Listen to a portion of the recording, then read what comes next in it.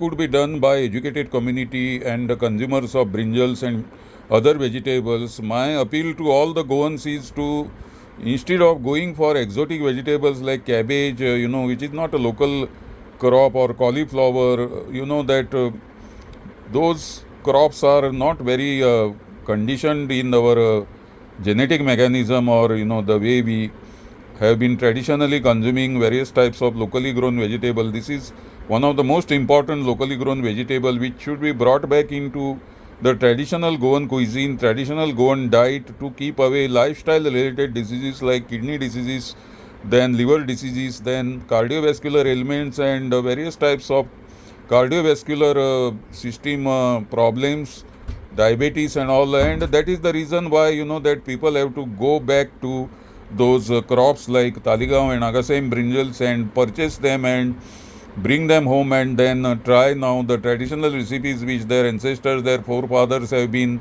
practicing.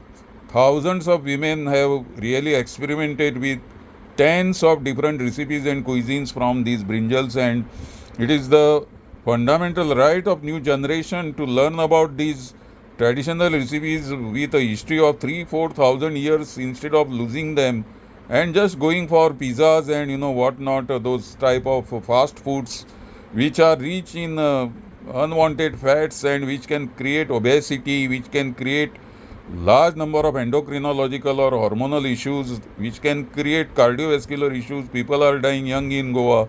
So the secret of longevity, good health, anti-aging, everything is there in this type of colored vegetables. And Solanaceae member, family member species like Taligaon brinjals, and I advocate their use very strongly. I champion their use, because championing their use is championing the cause of the small scale last generation possibly of the Taligaon brinjal cultivators. Please help them, please patronize them.